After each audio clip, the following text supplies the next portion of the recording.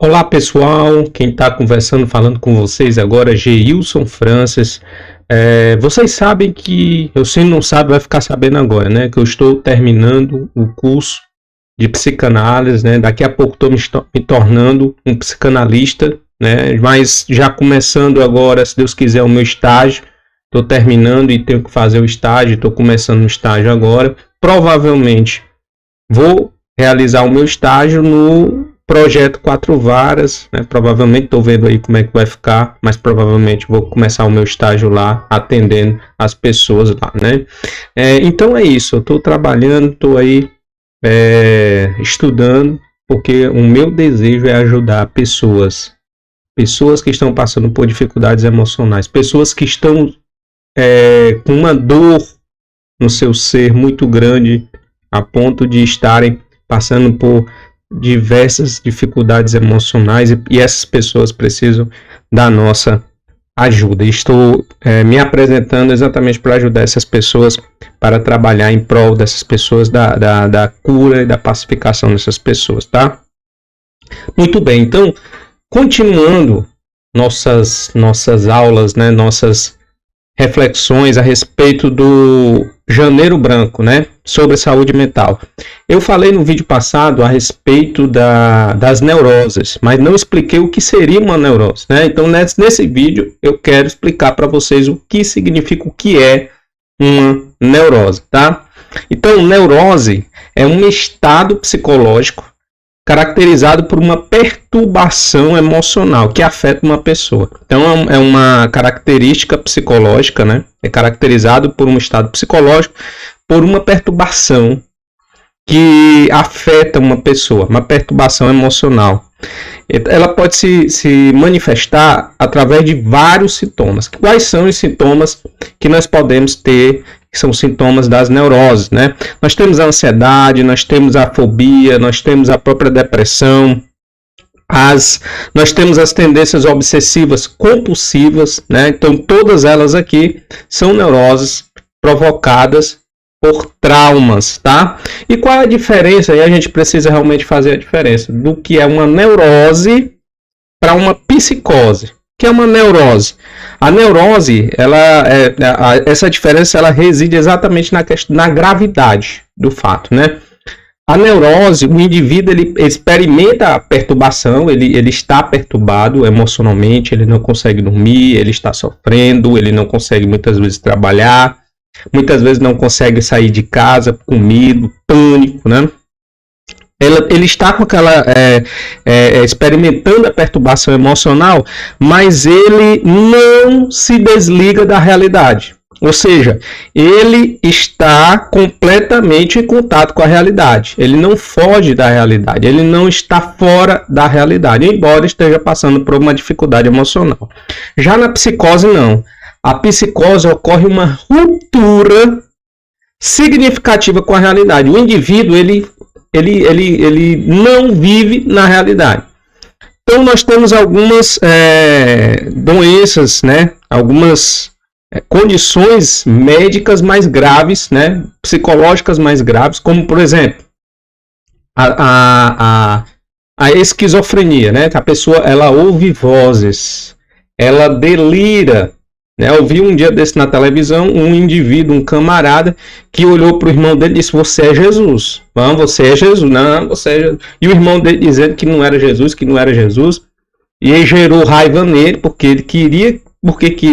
Isso para mostrar para vocês que um esquizofrênico, ele existe uma ruptura com a realidade. O esquizofrênico, ele nos casos mais graves, ele pode até matar, como aconteceu nesse caso. Ele matou o próprio irmão, porque o irmão estava dizendo que ele não era o Jesus, que ele estava acreditando piamente que era a encarnação de Jesus Cristo, o irmão dele, né? Então, a diferença entre neurose e psicose se encontra exatamente nesse fato. Enquanto a pessoa sente a perturbação, está perturbada emocionalmente, mas ela não se desconecta da realidade, né? A neurose, a pessoa não se desconecta da realidade. Já na psicose, não. A pessoa se desconecta completamente da realidade, ela começa a delirar. E aí é um perigo, é um risco. Em muitos desses casos tem que ter um acompanhamento psiquiátrico, tem que tomar medicação, tem que estar sendo medicado para que ela não caia em surto, não venha surtar, né? Então essa é a diferença entre neurose e psicose. Mas quais são as possíveis causas das neuroses na nossa vida, né? Eu falei no vídeo passado de uma causa, que são os conflitos intrapsíquicos entre o id, o ego e o superego. Essa é a primeira causa. Uma das causas da neurose é exatamente o conflito entre o id, o eu e o supereu, né? E o indivíduo que tem que ter, eu falei que o eu tem que estar fortalecido para poder equilibrar as exigências do id, as exigências do supereu e as exigências do mundo externo. Com as exigências do mundo externo, nós temos que estar pacificado, equilibrado para poder conseguir suportar e conseguir ter uma vida psicológica equilibrada. Muito bem. Então essa é a primeira causa, né, de neurose, são exatamente os conflitos intrapsíquicos. Mas existe uma outra causa de neurose que aí muita gente realmente acaba adquirindo, mesmo que você não tenha feito nenhum esforço para isso. Que é o quê? São as experiências traumáticas que nós sofremos, né, que nós vivenciamos. Então, a maioria desses eventos traumáticos acontecem onde? Na infância, quando somos crianças, né, o abandono, o pai que vai embora, abandona a família, né, no caso de humilhação, a criança que é humilhada leva uma surra muito grande, e é humilhada, e é agredida, e é abusada sexualmente, é abusada fisicamente. Outras crianças não estão sendo abusadas nesse momento, né? Não estão sendo traumatizadas. Eu acho muito interessante o conceito de trauma do Nassau, né, que é um psicanalista, um escritor psicanalista. O Nassau, ele diz o seguinte, que trauma é toda excitação excessivamente grande num indivíduo que não tem capacidade nem estrutura para suportar. Que indivíduo é esse? A criança. A criança não tem estrutura psicológica e emocional para suportar o grau, a grandeza da excitação psíquica que ela sofre quando ela está sendo abandonada, quando ela está sendo humilhada e quando ela está sendo abusada de alguma forma, certo? Quando a pessoa ela é abandonada, vamos supor assim, abandona, né? O pai que sai da casa, a mãe que vai embora, abandona o filho. O que é que pode gerar numa criança que passa por um abandono? Medo, ansiedade, né? Ansiedades, neuroses de angústias, medo de perder. A pessoa vai ficar com medo, provavelmente se torne um adulto muito ciumento, um adulto muito controlador, um adulto que quer realmente saber onde é que a pessoa amada está o tempo inteiro. Por quê? Porque tem medo de ser abandonado, medo de ser rejeitado, né? A rejeição, aí vem todo o complexo de inferioridade, né? Baixa estima, a pessoa não se considera, tem uma imagem negativa de si, né? De uma pessoa que não consegue, que não tem capacidade para nada, enfim. Então o abandono realmente é um tipo de trauma que acarreta consequências emocionais muito grandes na vida de uma pessoa adulta. Nós temos também a criança, por exemplo, que é humilhada, sofre uma surra, é humilhada de alguma forma, pode provocar um estado obsessivo compulsivo, no sentido em que a criança ela começa a ter pensamento, a criança não, o adulto, né, ter pensamentos intrusivos, intrusivos que eu digo pensamentos que se atravessam, né, de por exemplo, praticar um mal a uma pessoa amada, né, de matar.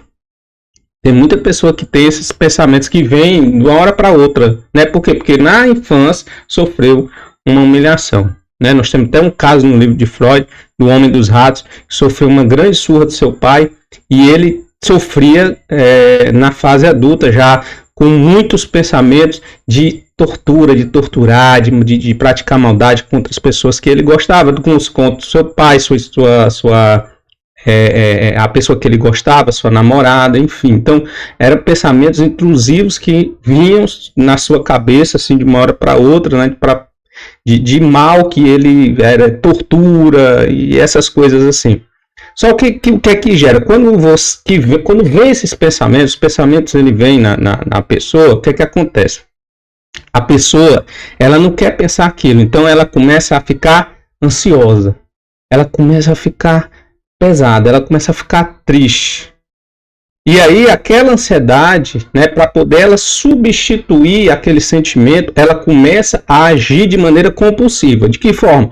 Ela começa a fechar a janela todas as vezes que vai dormir, ela verifica todas as janelas para ver se a casa está completamente fechada. É uma pessoa que lava as mãos o tempo inteiro, ela adota um comportamento compulsivo por causa da ansiedade que é provocada pelos pensamentos intrusivos, né? Então ela substitui a ansiedade por um comportamento compulsivo. Então é mais ou menos isso que acontece. Estou aqui explicando essas neuroses para mostrar para você qual o efeito, como a neurose ou como os traumas têm um efeito destrutivo na vida das pessoas, né? Na vida emocional. Então a gente precisa realmente o quê? Se autoconhecer, porque muitos desses traumas que nós sofremos, nós não temos culpa, nós somos crianças, sofremos e nós não tivemos escolhas, né? Simplesmente sofremos. Então a gente precisa o quê? Se autoconhecer, saber em que medida aquele trauma ele está interferindo na minha vida, nos meus pensamentos, no meu comportamento, tá? Então é muito importante que você faça terapia, que você se autoconheça, tá? Então viva a saúde mental, viva a saúde da alma, viva o Janeiro Branco para que nós possamos atentarmos para o nosso interior, tá? Que Deus abençoe todos vocês e até o próximo vídeo, se Deus quiser.